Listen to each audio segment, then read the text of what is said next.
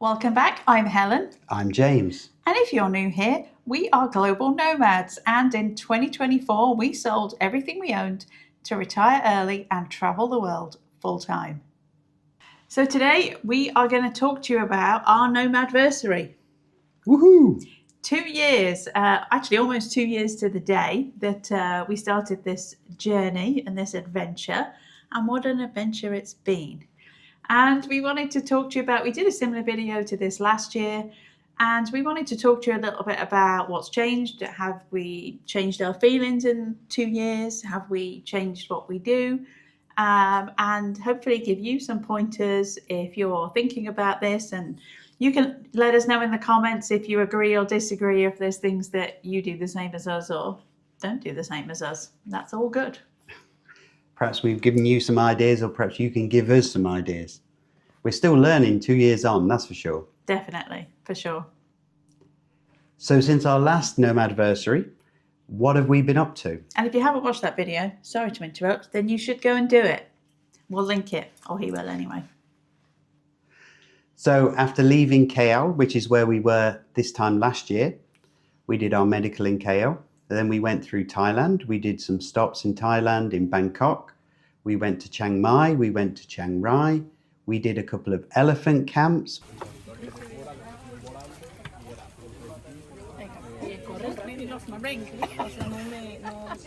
Welcome to the jungle bubble. Best day ever. We're walking with elephants. Which were some of your favourite things of that year. Then we went on a boat and we went through Laos, did a couple of stops in Laos. We did 5 stops in Vietnam, including a Halong Bay cruise, and ended up in Ho Chi Minh. We then crossed over from Ho Chi Minh to Singapore, went to the Singapore Grand Prix. And from Singapore, we flew back on Singapore Airlines first class. I did. And then we had a couple of months in Florida. Back home. Home, which is the nearest thing we've got to I suppose it's what we call home now, even though we have no home. And if you're new here, we obviously know we're British. You'll be able to detect that from the accents, but we left the UK in 2004 and spent 20 years in Florida, which is why we refer to Florida as home. And I guess that's the first thing that it kind of still is, really, even though we don't have a home. But it's somewhere where we go back, where we seem to be going back to now. After a couple of months in Florida, we head to Buenos Aires, where we joined a cruise, and then went through the Falklands, the Antarctic Peninsula, and ended up in Chile. Now, that video is just coming out. That's in the middle of just being released. So if you haven't watched, if you watch no other videos that we do, go and watch this one. Watch part 2 of the Antarctic experience. That's all I'm going to say. It's epic, yeah. From there, we went to Easter Island. From Easter Island, we ended up in Peru. We did a couple of trains in Peru. We really squeezed this one in, and we didn't give this one enough time. And we're going to come back to that. But we did the Hiram Bingham, and we also went on the Andean Explorer. And one of the lessons we learnt there, we did a real experience. It was a real... It's going to be a great video. It's going to be a great video, and it was a real experience, but we really squeezed that one in. From there, we ended up back in Santiago, and then we went to Quito and in Ecuador for our next big adventure, which was 3 weeks in the Galapagos Islands, including a 2-week cruise with Celebrity Flora, which again, the video's not come out on that yet, but stay tuned. Stay tuned, that's going to be an epic one. We then flew back to Santiago and then headed to our 76th country, which is Australia, which is where we are now, filming this. A year since our last anniversary. Yeah. Okay. We've got a YouTube channel. Would you like to be part of it? So here we are. We're currently in Darwin, and we've done various stops in Australia, and we've still got about 6 more weeks left to go in Australia, and tomorrow we actually get on the Garn train. So we've had plenty of adventures, and we've got an absolute ton coming up, but we'll talk about those later. So that's what we've done in the last year. So what has not changed for us? What has been the issues that we are still struggling with? I think this would be our first Nomadversary, our second Nomadversary, and our 10th Nomadversary. Some of these things are not going to change. Planning is a nightmare. It takes up so much time. We generally plan to at least, we've got things booked for 2 to maybe 3 years ahead, and they're the big things. And then, so you're always looking for the next big thing, whether it's, we've got some. Well, we are. This is us. This is our nomad life. This isn't necessarily your nomad life. We've currently planned a big cruise, which is going to go around Alaska and then through the Northwest Passage.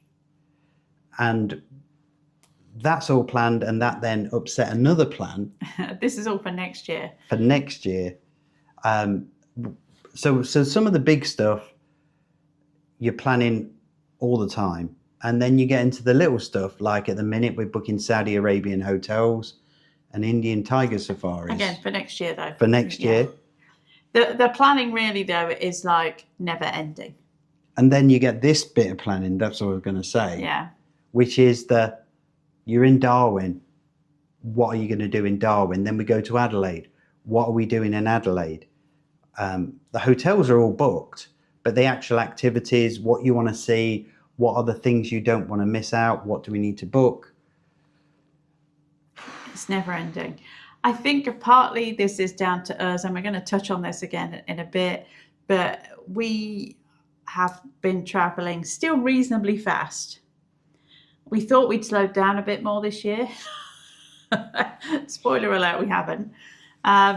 Because we get caught up in, but we could just do this and we could just do this. And I would put my hands up and say, I'm probably the worst one for that. Machu Picchu is a good example of that. Yes. Because we had originally planned that after we'd finished the Antarctic cruise in Chile, we were going to stay in Chile for like a month, and then we were going to take it easy, and then we were going to head up to the Galapagos.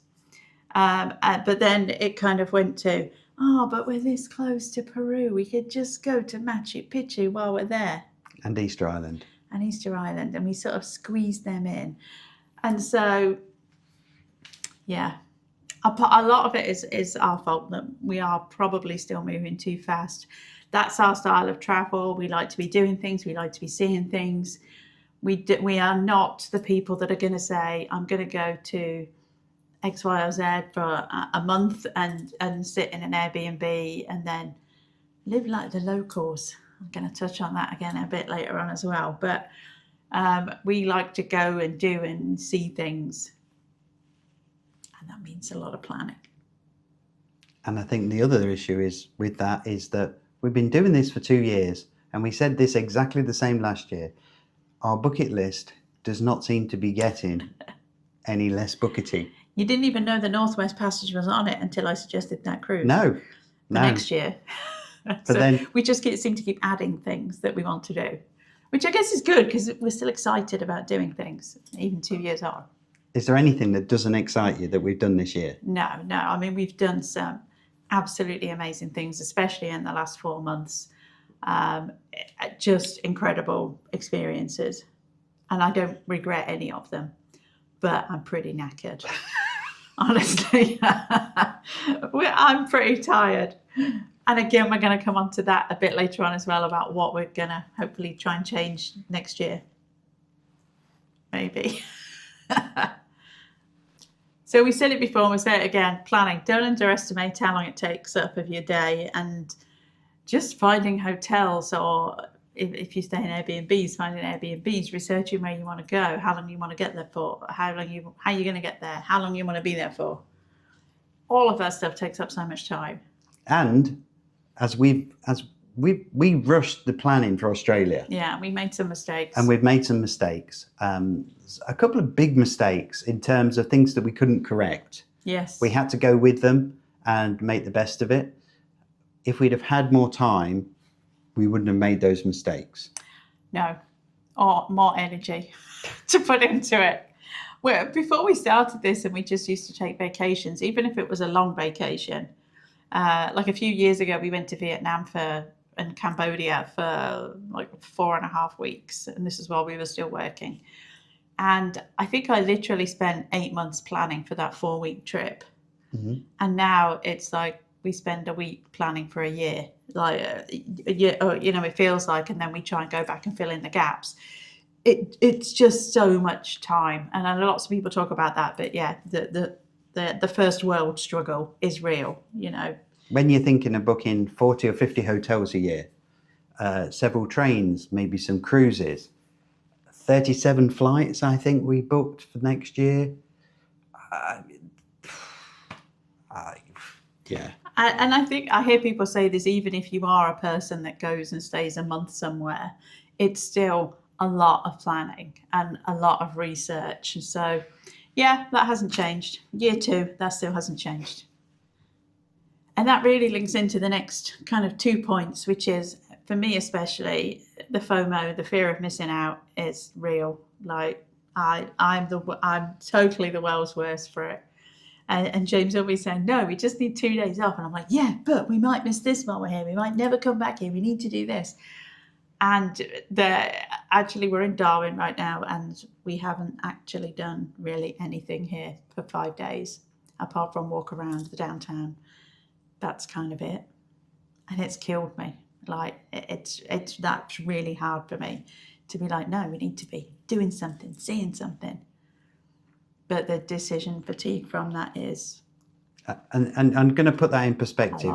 We've just done 3 days in Uluru where we went to a hotel which had something going on every morning and every evening. Morning, sunset, sunrise, looking at Uluru in different ways, looking at the Olgas. There's always something different to see. So we had 3 days which were pretty full on. Mm-hmm. Then we had a couple of days in Alice Springs, and we did some things in Alice Springs. Then we're in Darwin, and then we get on the Garn, and on every single day on the Garn there is an experience. For 3 days again. For 3 more days. We had to build some kind of time in just to take a break.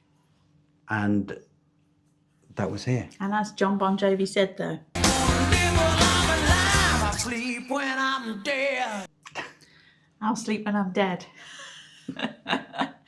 But I personally find that really hard to not to feel like I'm missing out on doing something. I'm kind of more of the perspective that if you go somewhere for, let's say, 7 days, most of our stays now are kind of going to 7 days, but perhaps should be a bit longer. But if we did 7 days, then you probably need a day traveling, and then a couple of days in rest, and then maybe doing something for maybe 2 or 3 days. And then that's still like, you did your nails today, I did my haircut today. Yeah, that's still quite a lot. Australia seems to be concerned with doing big 12-hour day tours where you go and see everything, and then you get up at 4 o'clock in the morning and you do it all, and then you get home at God knows what time, and then the following day you do another big tour and you do another 12 hours. When we're in Melbourne, and we were in Melbourne for 10 days, we did 4 days for the Grand Prix. We had a couple of days off, and then the only time that we could book to go to see the fairy penguins was on a particular day, and that's a 12-hour day, get back about midnight. The next day, we had to go and see the 12 Apostles, which is another... It's on the Great Coast Road. And that's another 12-hour day, and that started at 5 o'clock in the morning. So we literally got back at midnight, had a few hours, got up at 4 o'clock. But we're totally doing this to ourselves. Yes. We're absolutely doing it to ourselves, but I find it really hard not to not miss out on things. So that either means going to places and staying longer, but we were limited by the time we could stay in Australia. Now, we could have left and then we could have come back, but we're here for 3 months anyway. Honestly, I don't want to stay here longer than 3 months. I know at 3 months I'm going to be like, okay, I'm ready to go somewhere else, to go somewhere new, because my ADHD, whatever it is, needs to be stimulated. So It's absolutely, I think it's absolutely a me or an us thing, more of a me thing. But yeah, I'd like to see. The problem is, there's just not enough time. We're going around these places and we're crossing off so many things, and we're seeing such. I mean, we have seen some absolutely 100% amazing things in the last year, especially in the last 4 months, that are real bucket list, once in a lifetime, or maybe twice in a lifetime, because we're probably going to go back to a few of them, experiences. And trying to squeeze all of those in, and and have some breaks. Yeah. We said we were only going to go Antarctica once, because that's it. We'll never go there again. I'm already planning to go back. Galapagos. We're only going to go there once. Maybe. I would go back there again as well. Yeah. Different time of year to see different things. Peru? I really want to go back to Peru. By far, favourite South American country. So we've gone to all these places. Instead of crossing them off our bucket list, yeah, we've added more. We just added them back in. So the bucket is not getting empty. But that's, first world problems and all that. But we're still fighting that, I think, 2 years on even. And 10 years on. However many years, we'll still be in that exact same situation. So the next thing that really hasn't changed is the practicalities of life on the road. Things like laundry. James is now the expert at bathtub laundry. It has been much harder here. In Southeast Asia, it was pretty easy. You could just send it out. It cost you like $8 to get your laundry out. You get it back the next day, all done. Same in the Middle East, but here and in South America, not so easy. And because we have been moving a little bit faster, it's been a little bit more challenging as well. So it's a real luxury to be on like the Galapagos cruise, and we had all our laundry included. We're like, yes, we'll save it up. And as soon as we got on, we're like, yes, here's a big bag for the laundry. Or we were in Alice Springs last week. Oh, yeah. Guess what they had? A microwave. Microwave in the room and an on-site laundry. Washer and dryer. It's so exciting. I mean, the things that excite you. That meant you didn't have to be washing things in the tub. I think only us could stay at the Park Hyatt in Melbourne on points. And we walked in and said, oh, great, it's a jetted tub in the bathroom. So we could throw the laundry in it and turn the jets on. So things like that are still a pain. I find it strange. That was the same hotel that Formula One driver Ollie Behrman was staying at. I'm pretty sure he wasn't doing that to his laundry. And when we were in Santiago, we were at the same hotel as the Pet Shop Boys. Yeah.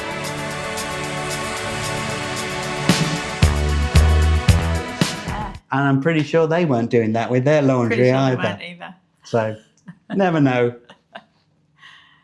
But laundry always remains a challenge. Eating healthy still remains something of a challenge. We tend to stay at hotels, which we'll talk about in the next point really, but we tend to stay at hotels that have executive lounges. We don't eat a whole lot, but so then we sort of end up relying on the executive lounge in the evening. We don't go out to restaurants very often. So trying to eat healthily. Breakfast is easier because there's usually yogurt and fruit and stuff is typically what we eat.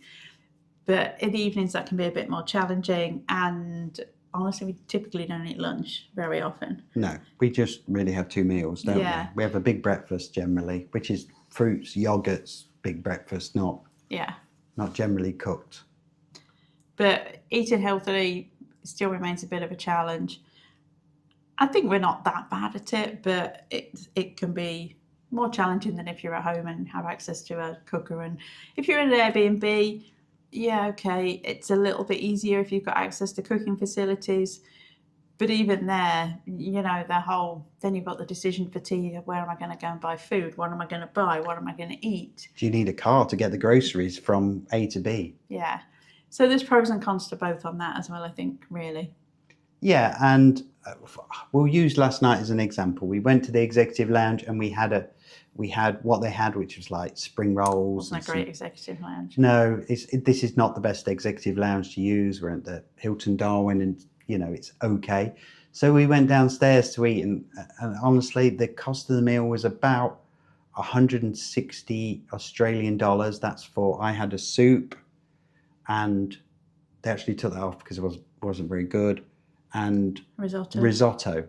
and you had I did have scallops. expensive things actually because we don't eat out very often. So I had scallops as a starter and lamb shank, and it was okay.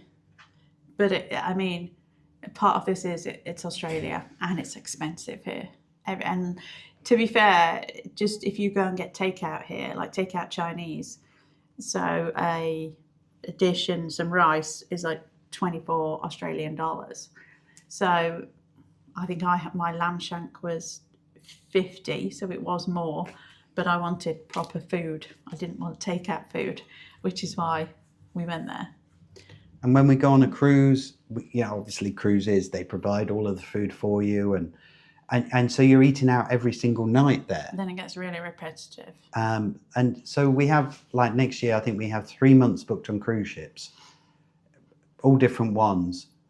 So sometimes we just can't be bothered. No, and you don't want to eat big meals all the time either. Actually in Alice Springs, because we had the microwave in the room, we did go, and we had a car for a day, we did go and buy some groceries and bought some baked potatoes and some cottage cheese, and it was like, okay, I can have a baked potato and a cottage cheese. Here's a new one for us. In the Crown Plaza in Hobart, Tasmania, we hadn't got a microwave, but they did have one behind the desk. So we went and got some food and just got some soup and just have it warmed up. They made you sign a waiver of liability form. It was soup. It was a can of soup, literally. Where it was like a plastic open the thing, put it in. Yeah, it's just soup. Soup, that's it. We had to sign a waiver of liability form with 3 different places to confirm that any injury caused by said soup was purely our responsibility. That's a first for us, but I guess that's the... Maybe someone had sued them for a microwave-related incident. I don't know. It seemed a bit over the top, but whatever. Other thing is medication. So I have to take quite a few different medications. It's going to sound like a broken record. I have an autoimmune disease. I have to take 7 medications a day. In the main, not been an issue. We are actually, if you saw this same video last year, we were in Kuala Lumpur and we had just done our medical checkups and everything there. And we actually have scheduled in to go back to Kuala Lumpur in a couple of months. And we're going to go do the whole same thing again and refill prescriptions. I did manage to get a year prescription there for a particular drug that I take for my psoriatic arthritis. And it's a lot cheaper there than it is in other places in the world. But it's a bit of a pain, but it's not been insurmountable. And you've continued to do blood work? Yeah, I actually did blood work. Where were we? Perth. Last week I did blood work. Super easy. I think it cost 50 something Australian dollars. Yeah. Something like that. And that was like a complete blood count, full panel and a couple of my inflammatory markers. So not too expensive. I just went to the collection place with my order. You could do it all online. Turned up, did it, had the results the next day. So I sort of know what I'm keeping an eye on. So all good. So it's not insurmountable. It's a bit of a pain. I know lots of people ask about carrying large amounts of medication. We actually left the US with 11 months worth of medication because that's how long it's going to be before we go back. And so far, I don't want to jinx it. We're down to a lot less than that now, but so far we have not been questioned about that. And literally half of my personal item carry-on is medication, and no one has questioned it. And to give you an idea on that, that's coming into South America, a few different places that we've gone through in South America, and into Australia. And we were warned that, Australia, that would be a bit of an issue. No question at all, no problems at all. And I have one that's an injectable as well. And we've never even been asked to take anything out of, which is in a freezer pack, this one. We've never even been asked to take them out of the carry-on. Now I'm worried I'm going to jinx it now. We got to fly next week. I'm going to get asked about it now. But so far so good. And we have been, generally, but one of our bags normally gets checked. Yeah. Every single time we go through. For the stupidest of things, we've had a spork taken off us. We've had We got pulled last week in Alice this- Springs for the sewing kit. yeah, It's an actual travel sewing kit with the scissors that have got a point, literally like maybe a quarter of an inch, a centimetre and a half, something like that. And they pulled it to look at them. But everywhere in Australia actually has had the new scanners, so you don't need to take out liquids or laptops or anything like that. I don't know if everywhere has them, but everywhere we've been so far has had them. Following on from the medical, we actually were in Chiang Mai, and we had to get the 12 months of prescriptions because they weren't ready. And I flew back from Chiang Mai on some budget airline, AirAsia, to KL, did the prescriptions, got 12 months of prescriptions. So I traveled for like 13 hours or something. All I had was one bag with a change of clothes. That was it. Flew over, got 12 months of drugs, and then flew back to Chiang Mai. And there's a video about it as well. If you're interested, we can link it. No one cared. And yeah, you didn't get stopped, did you? If I thought I sounded the dodgiest person in the world, I thought I would. Who flies back from Chiang Mai to KL and back again with one backpack? And a load of drugs. Filled with all prescription drugs, all which were approved, all of which I had paperwork for. I didn't even get questioned. As an aside, if you do get medication in Southeast Asia, one big downside is that they don't use bottles for anything. Everything is like blister packs, and they take up so much room. I could have tried to get some bottles, but then they wouldn't have the name of the medication on and my name on. So I have left them in the blister packs. But if you do get meds, just be aware of that. Any med, I guess it's because it's so humid in the whole of Southeast Asia. I don't know, but I'm just kind of making a guess there. But yeah, you get them in the blister packs, which is a bit of a pain. So what have we done differently in this second year? The big thing is, after a couple of frustrating stays with Airbnb, we decided to just nix it and stick with hotels.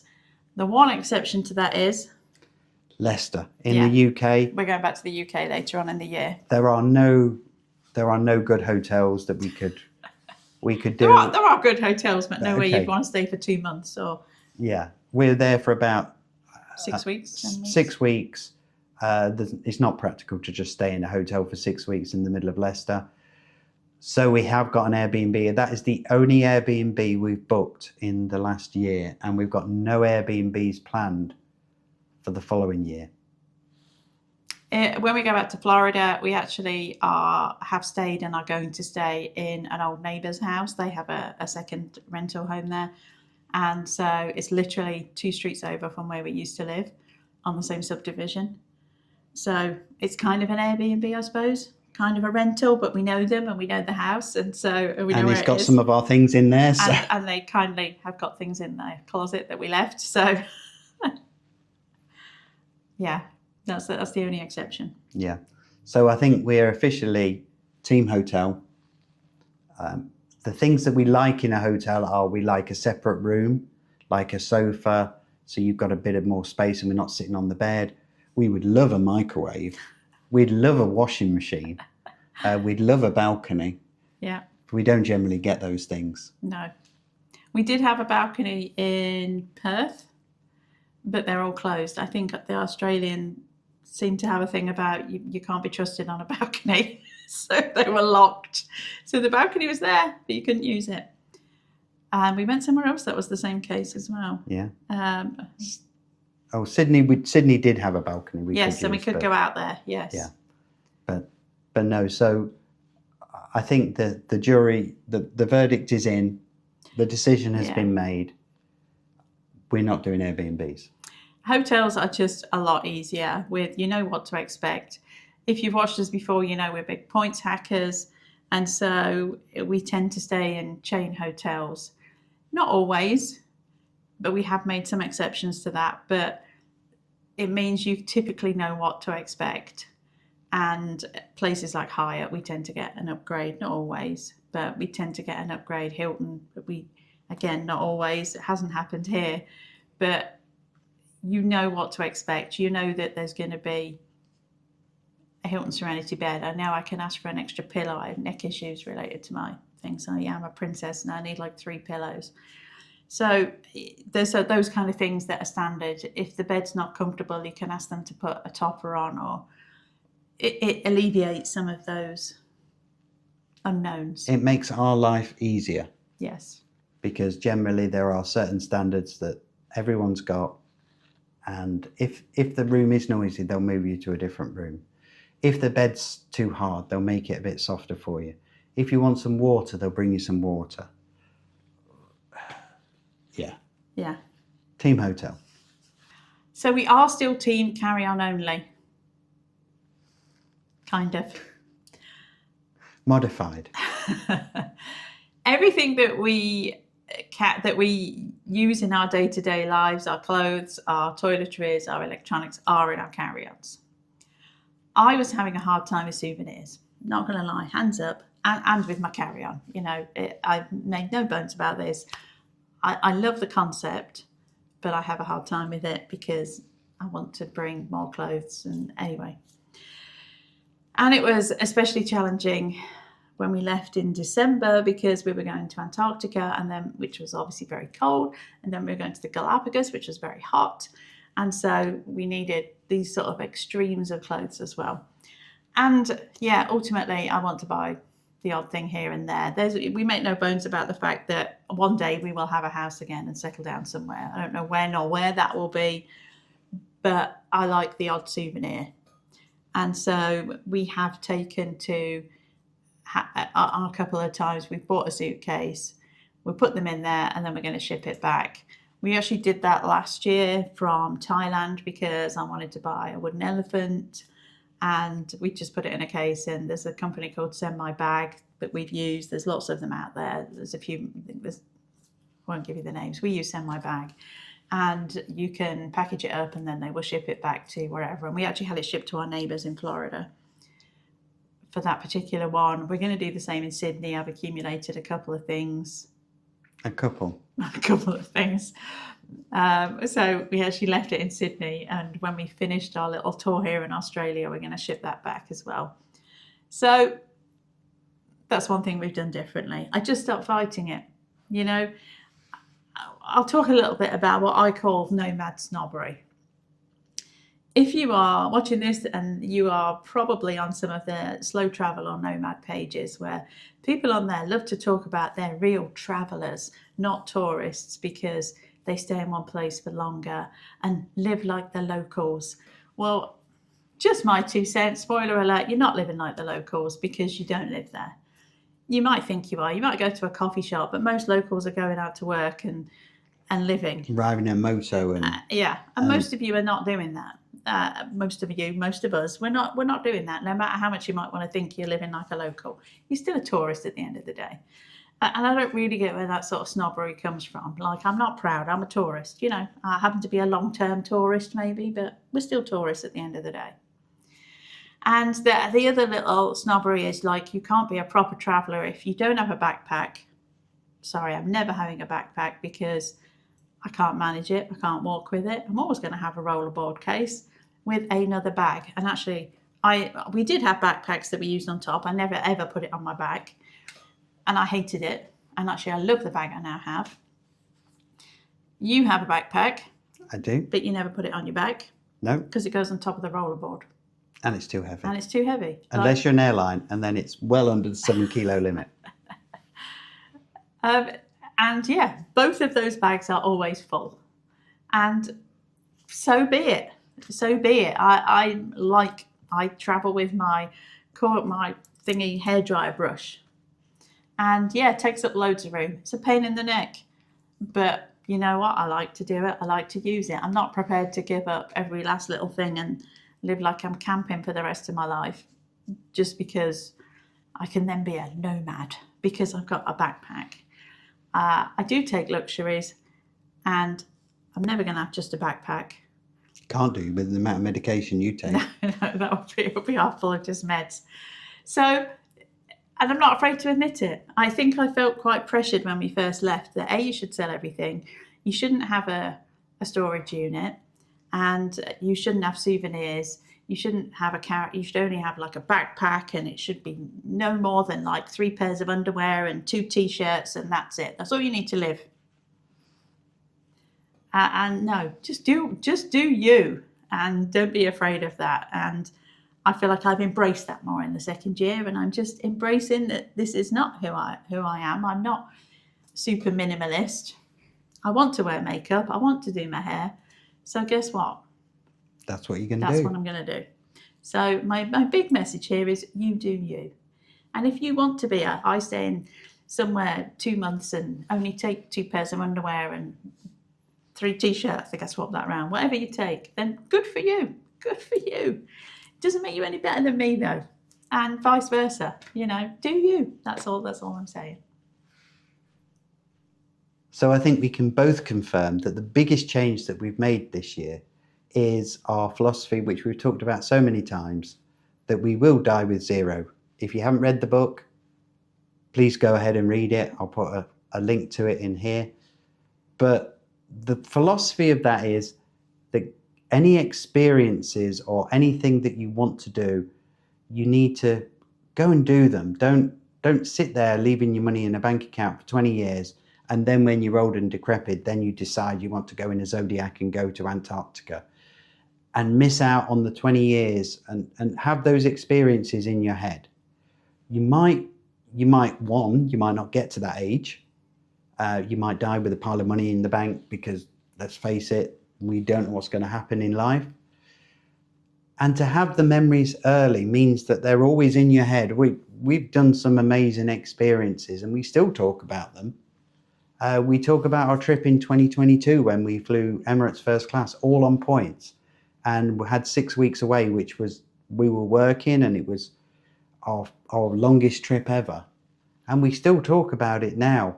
We could have just saved those points and just not had those experiences, but we decided to do it so that we get to do these things when we're healthy, or healthier-ish, healthier and younger, and to not be afraid of that. That's meant that we've really booked some huge, absolutely huge. We've done some huge, and we've got really huge booked for next year. Last year we thought we were doing some huge things. And then this year we're doing some huger things. And we're really trying to do this, have some real experiences in life. Nobody knows what's going to be coming. And we booked some real belters. And they don't have to be expensive. We are doing some really expensive things next year, but they don't have to be necessarily expensive things. One of the things, the experiences that I really, really enjoyed last year that we did was staying at one of the elephant camps, which is Chai Lai Orchid, in a bamboo hut, which is so totally not how we live normally. Literally, it was a bamboo hut. You could see the dirt through the floor. And it was, I think, $65, $70 a night. But it was up in the mountains and we had to sort of trek around with the elephants a bit. And I don't know if in 5 years' time I'll be able to do that or not. And it was an absolutely incredible experience. I know that I'll never forget. And there was walks and stuff I wish I could have done there now that I can't. I'm not physically able to. So already, you know, I'm saying things like, I can't physically do this stuff. So it doesn't have to be the big things. It doesn't have to be expensive things, but don't be afraid to get out there and do it and live your life. Don't wait for retirement, I guess, is really what we're saying. Yeah, and or be afraid to spend the money. If you have got the money, don't be afraid to spend it. So this is a big issue. You spend your whole life and everyone tells you need to put money away, and you do. And for anybody who's watching this who's 18 or 25 or whatever. I don't think it's any 18-year-olds watching a couple of old farts like us. We stayed with the Pet Shop Boys. They're going, who's the Pet Shop Boys?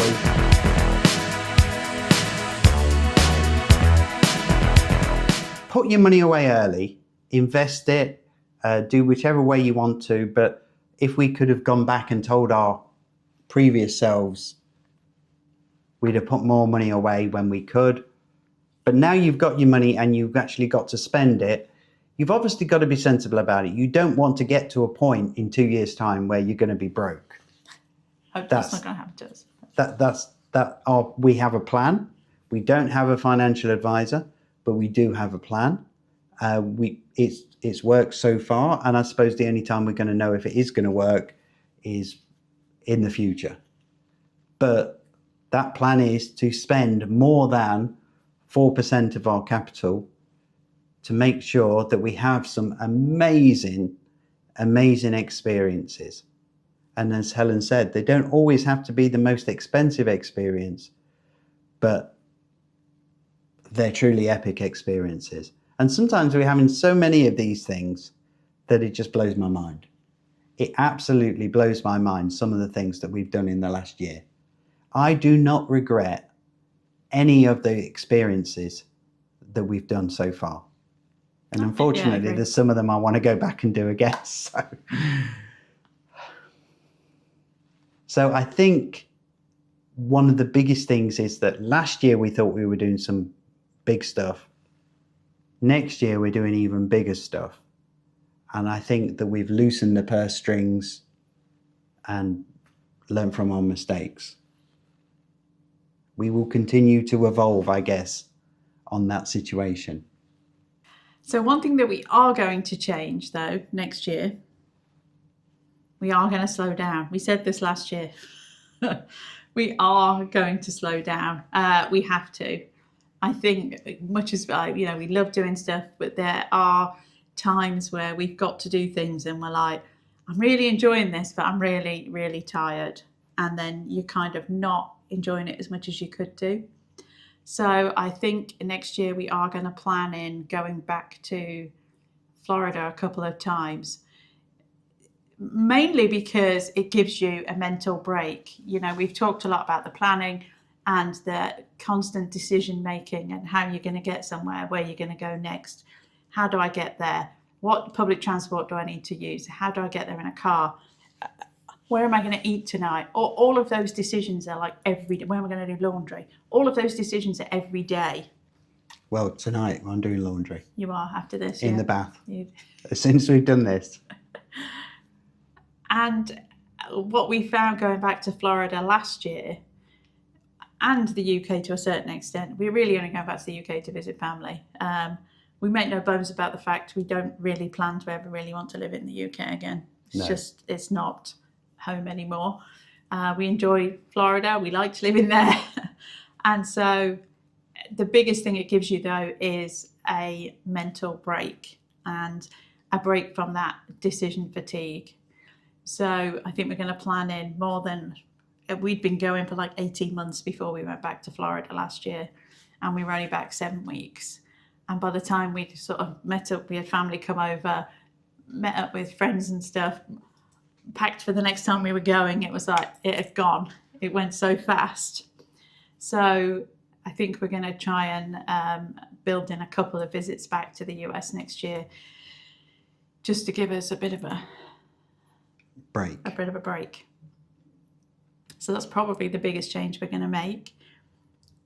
We're going to try anyway. We're going to try and slow down a bit. This leg from December to October is basically 11 months. So when we left Florida, we were not going to be back. December the 5th we left, we were not going to be back until October 31st. So that in itself is a shorter period than the first time we went out. Mm-hmm. So we have started to... Baby steps. I mean, we've done 7 continents. Yes, yeah. Antarctica was our 7th continent, so we've hit our 7 continents now. So we are still getting around. Yeah. But we are going to make a concerted effort to slow down. Is our big challenge for next year. So come back for the same video next year to see if we managed it. I'm pretty sure it's going to say... Our plan is to slow down. And it's still going to be exactly the same. Yeah, probably. So end of year 2, do we regret it? Are we going to keep going? Yes and yes. Well, I hope so, because... Yes, you regret it? No. No, he means no. He means no and yes. Yes. No. Yes. No. Yes. Yes. No. If you never watched The Vicar of Dibley, you won't You get won't that get that at all. Anyone want to add anything to that? No. Yes. Firstly, no, I do not regret it. Secondly, yes, we're going to continue to do it because we've got stuff booked for 27 and So we haven't got 28. a choice, yeah. We're So gonna we keep better doing be. just at a slower pace. That's what she said anyway. Yeah. Yeah. Hang on. Just squeeze this in. Yeah. But yeah, we plan to keep going. Don't know when until.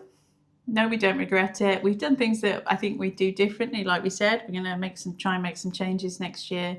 The big ones being to slow down and try and pack less.